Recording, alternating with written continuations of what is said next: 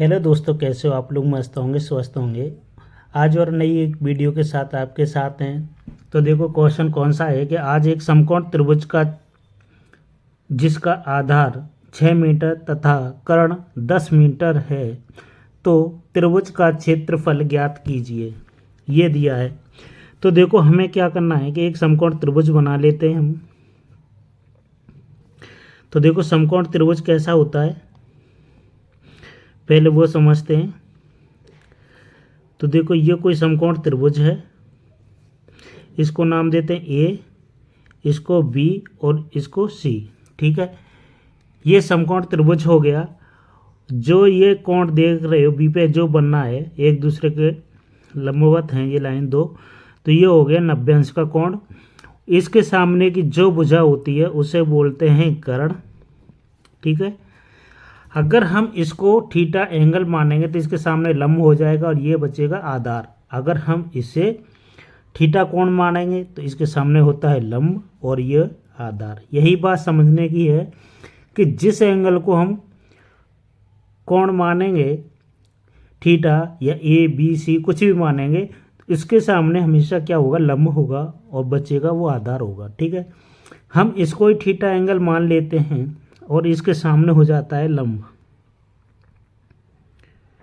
ठीक, जो बचेगा उसे बोल देंगे हम के आधार। ये चीज़ क्लियर। ठीक है, अब देखो करना क्या है, हमें करना है, हमें कुछ पहले फार्मूले याद होने चाहिए समकोण त्रिभुज के, कि समकोण त्रिभुज का क्षेत्रफल क्या, फार्मूला क्या है। तो समकोण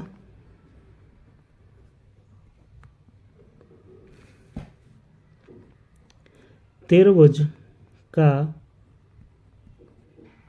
क्षेत्रफल देखो क्या होता है, इसको हम लिख सकते हैं 1/2 लंब की जगह पर ऊंचाई भी लिख सकते हो और बचेगा उसे आधार। ठीक है, ये हो गया समकोण त्रिभुज का क्षेत्रफल। अब आता है समकोण त्रिभुज का परिमाप। ठीक है, तो समकोण त्रिभुज का परिमाप क्या होता है, समकोण त्रिभुज का परिमाप होता है तीनों भुजाओं का जोड़ या योग। ठीक है, समकोण त्रिभुज का परिमाप। तो देखो तीन भुजाएं कौन सी हैं हमारे पास, ये एक है हमारे पास ए बी, बी सी और सी ए। तो इनका जोड़ होता है ना A B plus B C plus C A. ठीक है, इसकी जगह पे लिख सकते हो आप कि लंब प्लस आधार प्लस कर्ण, ये लिख सकते हैं। ठीक है, ये चीज़ क्लियर हो गई। अब क्या है कि हमको ये वाली भुजा निकालनी है पाइथागोरस प्रमेय से। अगर हमें कर्ण निकालना है तो कर्ण क्या होता है, तो देखो पाइथागोरस प्रमेय से निकालेंगे कर्ण। पाइथागोरस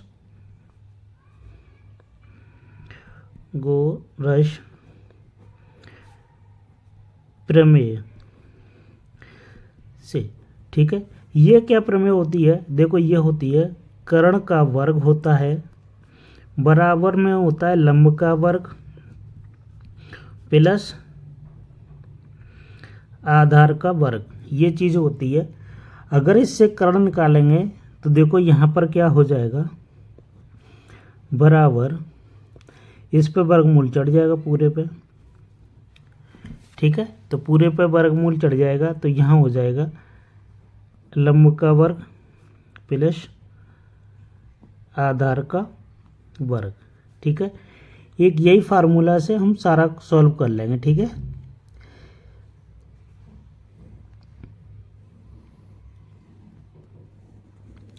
ये चीज़ समझ में आई होगी।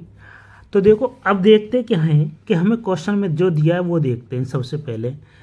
तो देखो क्या है कि एक समकोण त्रिभुज है जिसका आधार है, आधार कितना है 6, यहाँ 6 मीटर लिख देंगे।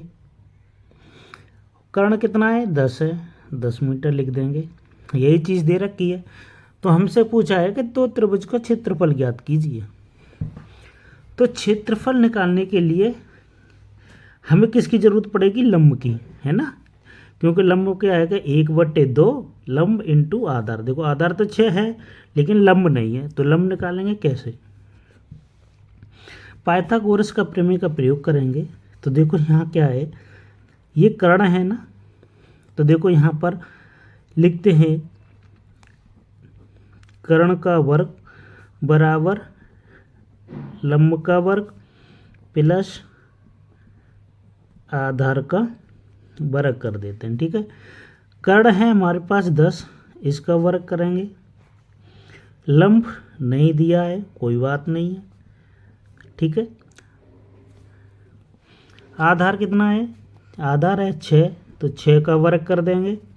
इसका वर्ग होता है 100, इसका हो गया लंब का वर्ग और इसका हो गया 36।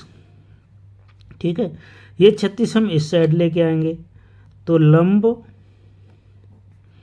का वर्ग बराबर 100 माइनस 36 हो जाएंगे, क्योंकि ये इधर प्लस के उधर जाके माइनस। ठीक है, तो यहाँ क्या बचेगा? लंब का वर्ग बराबर यहाँ बचे 64। ठीक है, कितने बचेंगे? 64। तो लंब यहाँ से निकालेंगे तो लंब, तो इस पे वर्गमूल चढ़ जाएगा 64। 64 का वर्गमूल होता है हमारे पास कितना? 8 मीटर। ठीक है, तो ये निकला है हमारा लंब। अब निकालना है क्षेत्रफल किसका? त्रिभुज का। तो देखो समकोण त्रिभुज का क्षेत्रफल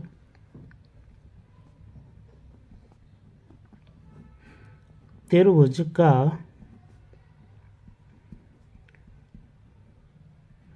क्षेत्रफल होता है 1/2 लंब गुणा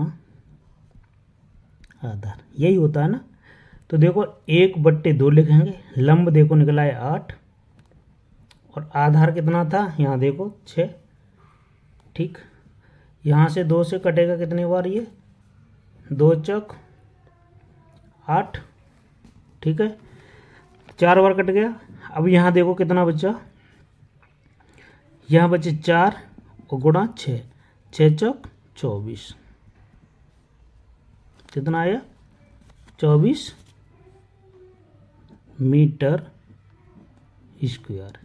यही आंसर है। अगर वीडियो पसंद आई तो लाइक कर देना, नए चैनल पर सब्सक्राइब कर देना। मिलते हैं नेक्स्ट वीडियो में।